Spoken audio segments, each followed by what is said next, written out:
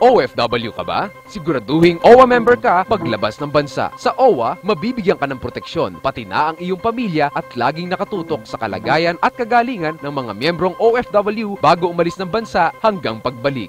Ang OWA ay may welfare offices sa 17 rehiyon sa Pilipinas.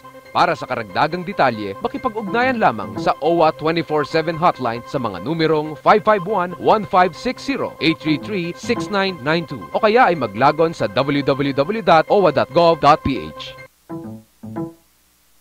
Now, I can confidently say, buti na lang, may SSS. Last month, I had a terrible flu. I needed to be hospitalized because I'm dehydrated na. I wasn't able to work for 1 week. I had to settle the hospital bills pa. Buti na lang, may SSS ako. Good standing member ako, kaya ayun, nagamit ko ang sickness benefit ko. Now, I fully appreciate when I see my SSS contribution sa payslip ko. Contribution ko, ipong nagbibigay protection. Okay guys, so ito.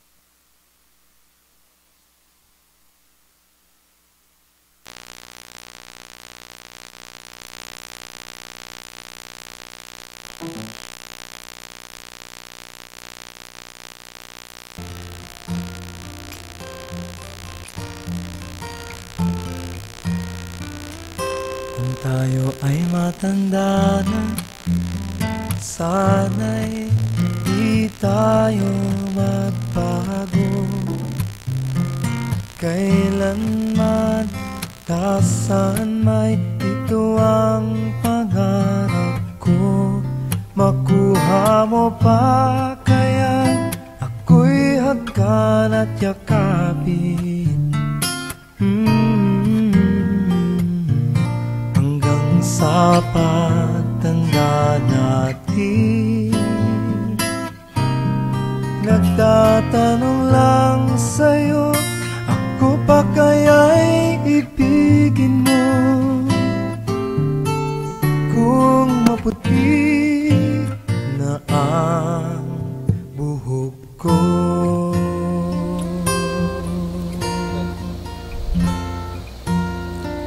Magandang araw muli po sa lahat nanonood nakikinig sa ating programa ng Balik Kalikasan, Balikasan. At ating tampok po sa ating segment ay wala iba kundi ang mga senior citizens. At nais po natin paunawa sa inyo lahat pong programa ay naglalayon lamang na magkaroon tayo ng renewal, regeneration, revival, balik kalikasan. At ngayon po, ang ating pupuntusan ay walang iba kundi ang mga senior citizens. Minsan kailangan palawigin po natin ang pagkilala at respeto sa ating mga matatanda, kina lolo, lola, sa mga magulang natin na meron ng 60 years old pataas. Nasa inyo po ang aming pagtitiwala at ang aming paghahangad na patuloy pang lumawig ang inyong buhay. Dulutan kayo ng lakas at kalusugan upang lumawig po ang ating magandang pagkasamahan. Mahal kayo na inyong anak, mahal kayo na inyong mga apo, at napakaligay ng buhay kung ang pagmamahal nito ay walang mapaghihiwalay sa atin sa pag-ibig ng Diyos na lumikha sa atin. Kaya may pagkakataon pa po na ito ang ating programa, Senior Priority, ay ating pumabigyan ng malawak na konsiderasyon. Kung walang ating mga lolo, wala ating mga lola, kung wala ating magulang, wala rin tayo sa daigdig.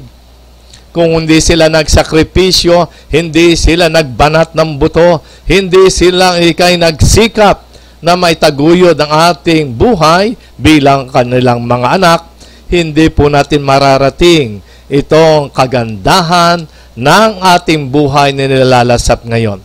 Kaya in gratitude, bilang pagsaludo at respeto, ibinabalik natin ang ating pagmamahal, ang ating paggalang, ang ating pasasalamat sa mga senior citizens. Ito pong programa ng Senior Priority ay maaari din po niyong mapakinggan sa radio DWAD 1098 kHz every Monday, 5 to 6 in the afternoon. At diyan po ninyo makikita kung paano mga karanasan, ang mga experience ng mga senior citizens ay talaga pong relevant pa hanggang ngayon. At magsisilbing gabay sila na para ikay mabigyan tayo mga kabataan ng susunod na henerasyon ng wastong gabay upang pagpatuloy natin ang kagandahan at kasiyahan ng pamumuhay bilang Pilipino. At ika nga yung mga experiences, isi-share nila dyan. So that yung Senior Priority, DWAD 1098 every Monday, 5 to 6 in the afternoon, sa panguna po ng mga batikan, mga broadcaster na sina Lolo Andoy, yan po si Andy Ilustre, sa kanyang cellphone number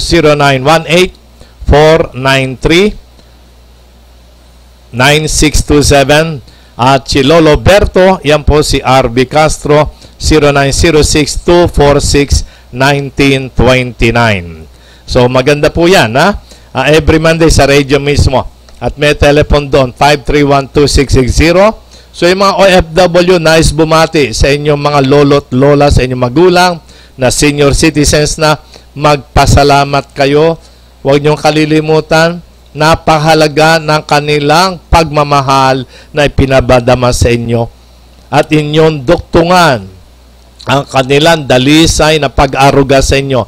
Sa magitan naman ng inyong suporta ng prayer, thanksgiving, pasasalamat, pagpupuri, pagpapaikangay parangal sa inyong magulang na mga senior citizens.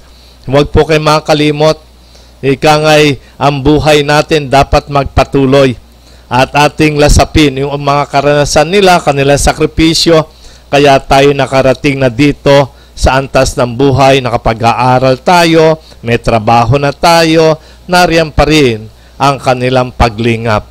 At sa kabilang dako naman, yung ating pasalamat ay ating ipadama sa kanila sa magitan ng ating prayer at ng ating material and physical support.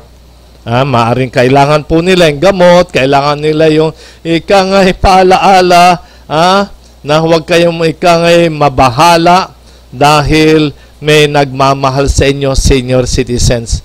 At yung mga payo nila, yung kanilang mga reminder, advices, parental guidance, sa buhay po natin, limiin natin. Halimbawa, Facebook, ayan, yung picture ninyo na inyong lolo't lola, ipadala nyo sa Facebook, sa internet, kausapin ninyo.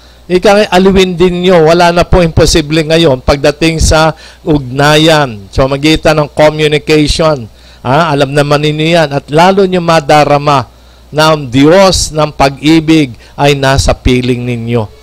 Kaya walang imposible kung mayroong pagmamahal. At yan ang tungkulin natin bilang God-loving Christians na ikangay mamuhay tayo na may pagmamahal. Ang buhay ay mahalaga, kaya ito'y mahal.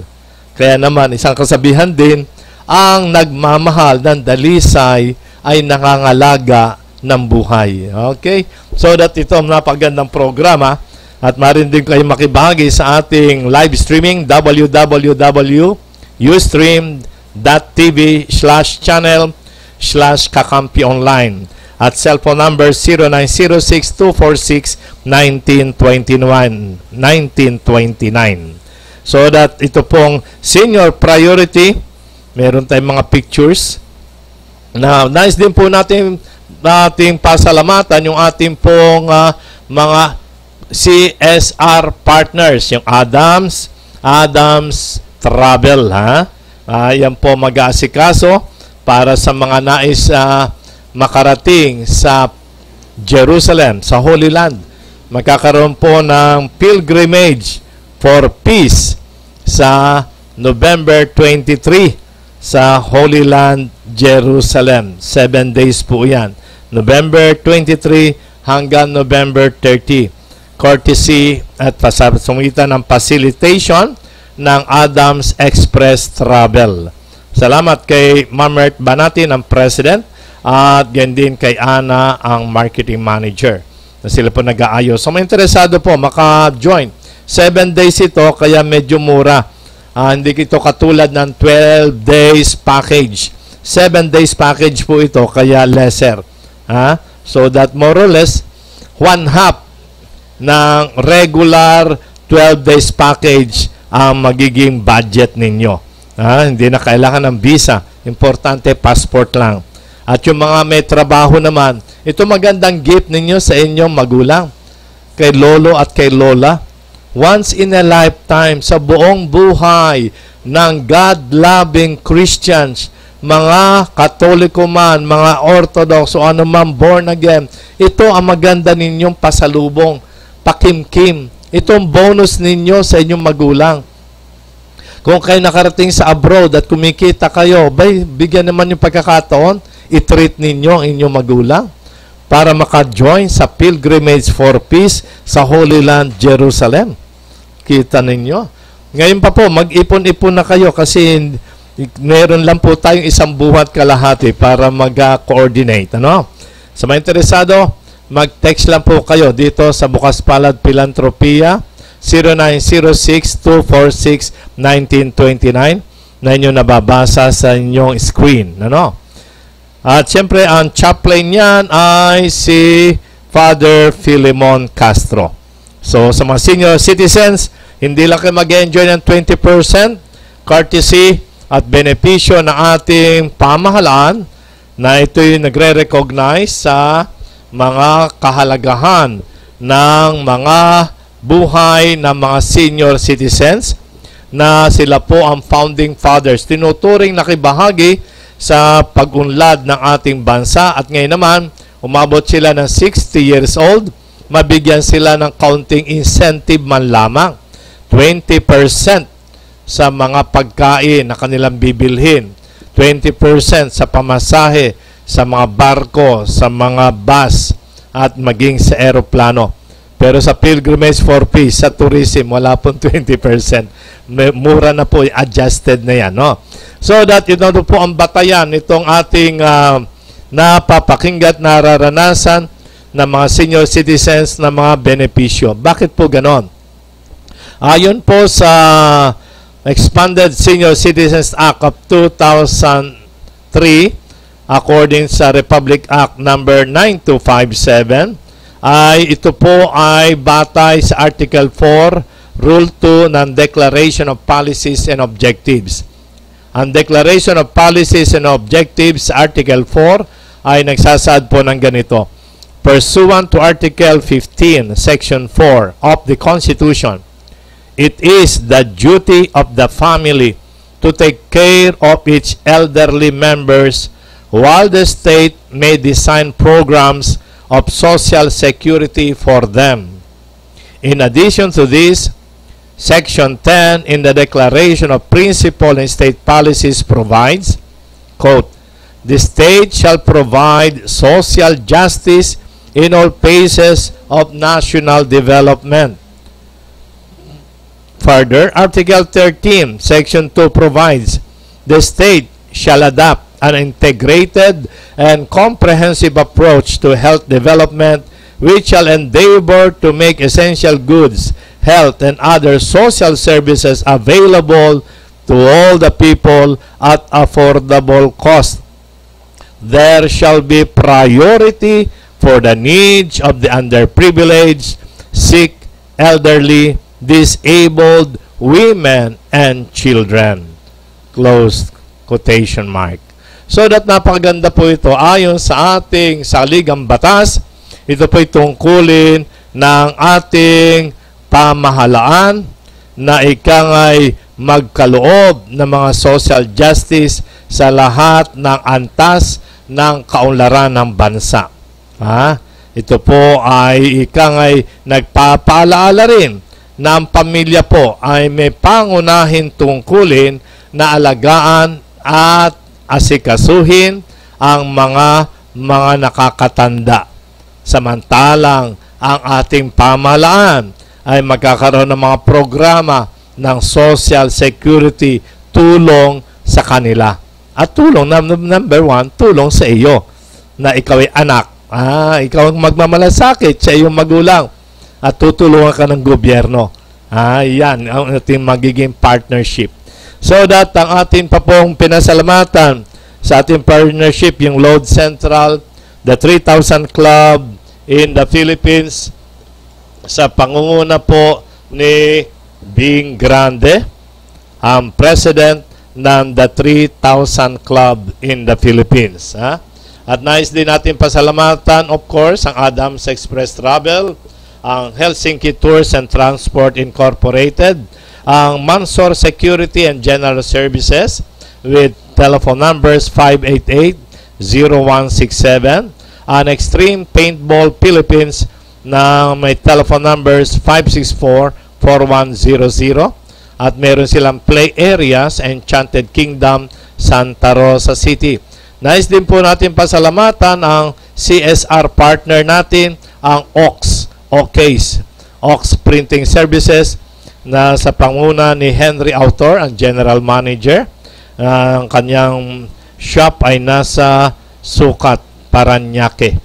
Thank you. At yan po, pinapaalalahan din natin ang pinasalamatan ng Filipino Inventor Society, na marami po dyan na mga inventor ay mga senior citizens na rin po. Kita ninyo po, kahit na po senior citizens, yung po mga karanasan nila, expertise, yung mga research, yung mga invention nila, ay patuloy po na ikangay pinatataguyod nila, at ito po naman ay nakakatulong sa pag-unlad ng ating bansa. Kaya pag umabot ng 60 years old, hindi ibig sabihin, retired ka na, resign ka na, retarded ka na. Hindi pa po. Marami pa pong karanasan, lalong tumitibay, tumatatag ang mga senior citizens, at lagi po sila nakahanda na ibahagi ang kanilang experience, ang kanilang expertise para sa kabutihan ng susunod na henerasyon at para sa kaunlaran ng ating bansa. Kaya yung tawag po dyan, yan ang buhay na uri ng ating tinatawag na bayanihan. Bayani ang mga senior citizens. Okay?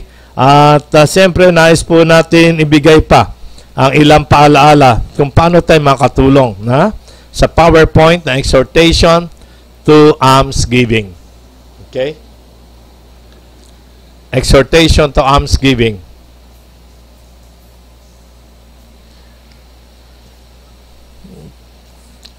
So, ang chaplain po ng senior priority ay si Monsignor, si Pilemon Senyor.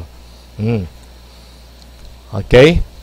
So, that yung paalaala, senior priority sa Radio DWAD 1098 kHz, AM band, every Monday, 5 o'clock hanggang 6 o'clock ng gabi. At yung pong mapakinggan dyan, si Lolo Andoy and Lolo Berto. Mari kayo mag-participate dyan, bumati, anumang concern nyo sa senior citizens. Ang tinig at boses ng mga senior citizens, mapapakinggan po ninyo sa programa Senior Priority sa DWAD 1098 kHz. So that ito pa rin ay ayon sa production ng Bukas Palad Philanthropy Incorporated, na nagtataguyan ng kamalayan at kalinga sa kapwa at kapaligiran tungo sa kapayapaan at kaunlaran. At siyempre yung Tetocos Mercy Feeding at ganoon din ang Bahay Tuluyan na sa Barangay Masapang, Victoria, Laguna. Kumusta kayo dyan mga bata? At doon po ay busy na yung mga bata. Yan po ay temporary shelter, parang adoption house, At yung mga bata nagtatanim na dyan ng mga herbal, organic. Busy sila. Pagtatanim, importante yan ang pagtatanim. Magtanim ay di biro, sapagat ito ay talaga pong nakakalugod. Okay? Exhortation to almsgiving, PowerPoint. O, patuloy po ang ating pagmamalasakit at hangad ko po na kayo rin ay alam ko na may madalisay na paglingap sa inyong mga nakakatanda, especially sa mga lolo't lola, sa mga magulang ninyo. At salamat sa Diyos at kayo patuloy na ikang ay nagsisikap. Hindi nyo sinasayang inyong lakas, hindi sinasayang panahon para lumawig ang diwa ng pagmamahalan. Nung malakas ang magulang ninyo, sila nagsisikap, sila nagpapagod para itaguyod ang magandang kinabukasan nyo. Ngayon sila mahina na, kayo naman mga anak ang tutulong at susuporta sa kanila. Ganyan lang, give and take. Okay. Ready na? At yung ating exhortation to almsgiving. Okay.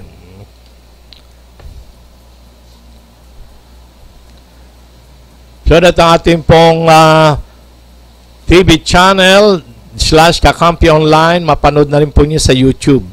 www.tv/channel/Kakampi Online. O dili ka sa email, bigcastersrvcastro. Okay? Exhortations, Counsel on Almsgiving. At sinabi sa Mateo 5:42, give to him who asks you, and from him who wants to borrow from you, do not turn away. Huwag niyong ikangay bawalang bahala, ang mga humihingi sa inyo. At yung mga nangangailangan na umutang o humiram, huwag niyong tatanggihan. At yung mga umuutang at humihiram, huwag niyong kalilimutan naman na ibalik ang inyong hiniram o inutang. Ganon din naman, kung kayo'y humingi, bibigyan kayo. At yung nagbigay naman, hihingi na ibalik yung inyong hiniram o ibalik ang inyong inutang, ibalik din ninyo, ibigay ninyo. Ganon lang po yan kasimple. Dapat two-way traffic. Next. Matthew 6:1, take heed that you do not do your charitable deeds before men to be seen by them. Otherwise, you have to no reward from your Father in heaven. Ika ninyo. Dito yung napakaganda po sa attitude ng mga Pilipino, ng mga Kristiyano. Naibigay na. Para ka bang nagdonasyon sa patay? Pag kayo nag-abuloy sa patay, huwag mo na sasabihin, may papabandera pa ang iyong pangalan, na ikaw ay nakikiramay, na ikaw ay nagbigay ng ganoong bulaklak. Abay na, minsan may mga tarpaulin pa. Minsan na may pagkamalian, magasamang balita. Nakalagay sa tarpaulin ay yung pangalan at mukha ng kandidato. Kaya na ibalita ng reporter, ang ibinalita nakaratay, nakaburol ay yung kandidatong politician. Kaya nagulat na iskandalo. Bakit? Ay akala kasi sa sentro pa naman ng burol nakalagay yung mukha ng kandidato nakikiramay, kaya napagkamalan siyang patay. Kaya mag-ingat po kayo, huwag kayong ikay magpapapansin. Yung kabutihang ginagawa nyo, huwag nyong gawin, malaman pa ng kaliwang kamay. Sa politika po ay sobra na yan. Kaya yan po ay isang ikangay nagdudulot pa ng kawalan ng tiwala. Kung ikay sobra naman na nagpo-promote ng kabutihan mo, baka maging OA, malilimutan ka ng tao. Pero yung mga taong tunay na naglilingkod sa bayan, na hindi nangangailangan ng kapalit, yan ang tunay na public servant. At yan ang hindi malilimutan. Laging pasasalamatan ng tao at patuloy siyang pagtitiwalaan para maglingkod sa sambayanan. Hindi na kailangan mangampanya yan. Yung kanyang kampanya sa loob ng 6 years o dili kay 3 years, ay walang iba kundi yung pagtupad sa kanyang tungkulin. Yung tapat na public service.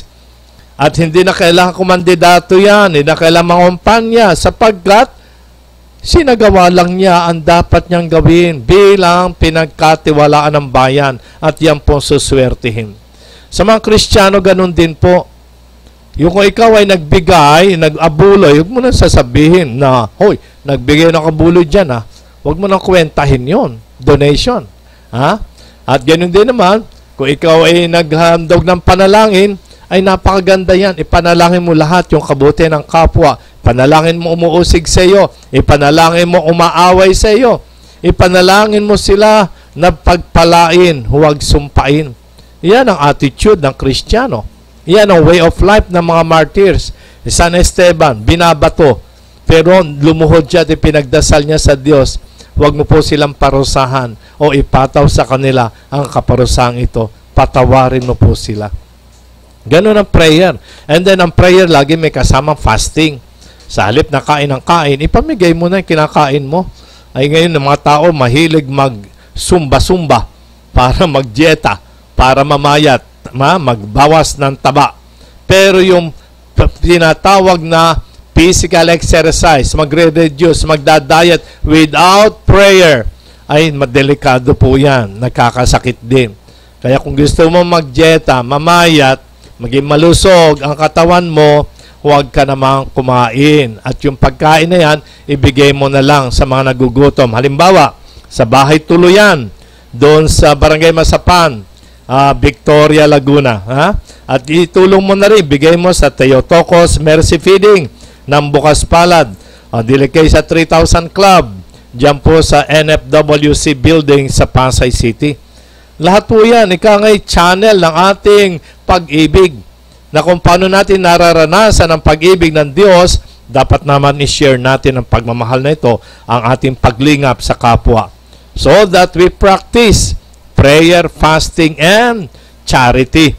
At yan po napakagandang discipleship. At yan din ay mayroong environmental component. Nakakatulong din po tayo sa pangalaga ng kalikasan. Sa mamagitan po ng ating personal experience na makapagtitiis naman tayo na hindi kumain, ibahagi natin sa nagugutom, ipagdasal natin na magkaroon ng kapayapaan, magpatawaran, magkasundo, huwag magsiraan. Sa mga sinatawag na netizens, panay siraan, panay kasuhan, ay panay patayan ng balita, umaga pa lang patayan na. Grabe na. Iba na po ang moral environment. Kung nalilinis natin, paligid ko, sagot ko, abay linisin din po natin moral environment. At tayo umaasa magitan po nitong Kakampi Online sa panguna ni Maria Fe Nicodemus at ng mga staff. Sina Ami, ang ating technician, si Ruel. Nalimutan ng pangalan. Si Allen, ayan. Sige, yung malaking mga text na lang. Pupili tayo. Go on. Sabi ni Saint Barnabas, do not be ready to stretch forth your hands to receive while you draw them back when it comes to giving. You shall not hesitate to give, nor murmur when you give. Give to everyone who asks you. Mateo 5:42 and Efeso 4:28. 1 Timoteo 6:18. Si San Barnabas po, isa po sa 72 alagad ng Panginoon.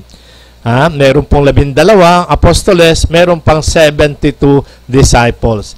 Si Saint Barnabas, San Bernabe, siya po yung naging bishop sa Cyprus.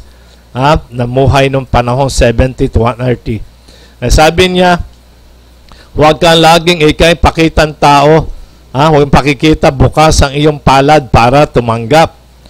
Pero kung ikay magbibigay, nakuripot ka naman. Huwag kang ikangay mag-atubili na magbigay. At huwag ka naman ikangay magre-reklamo kung ikay nagbibigay. Kung ikay magbibigay, huwag ka na magreklamo. At kung ikay nagre-reklamo, huwag kang magbigay. Give to everyone who asks you. Bukas palad, yan importante. Kaya ang team po nating grupo, Bukas Palad Philanthropia. At yung marami na po tayong CSR, Corporate Social Responsibility Partners, CSR Partners.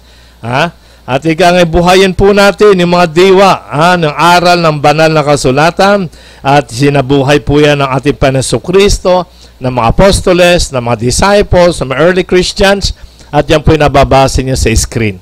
Okay? So, yan po natatapos ang ating kalawang yugto. Sa magitan po ng kahit maputi ang buhok mo, ang mga senior priority program ng Bukas Palad Philanthropia Incorporated. Ang buhay ay mahalaga, kaya ito'y mahal.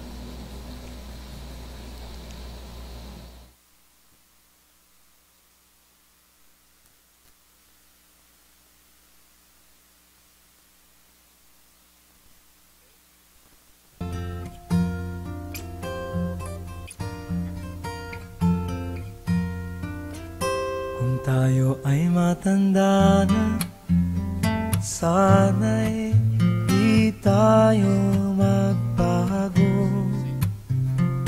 Kailanman, nasaan may ito ang pangarap ko.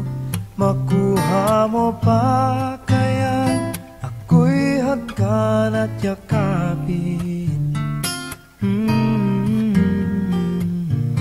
Hanggang sa pagtanda natin,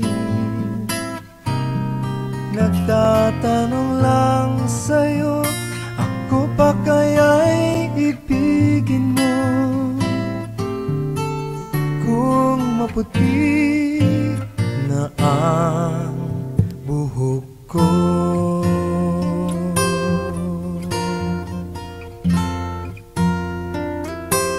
pagdating ng araw, ang iyong buhok ay puputi na rin.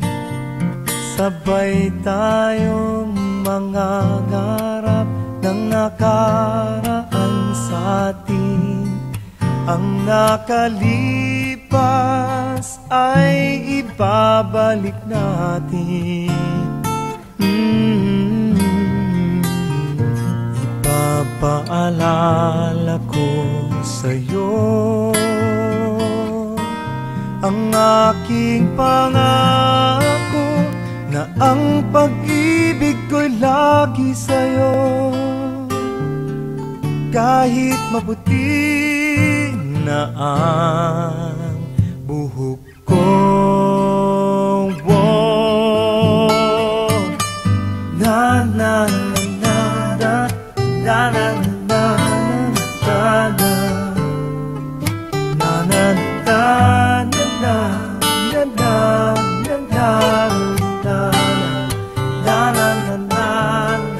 ang nakalipas ay ibabalik natin.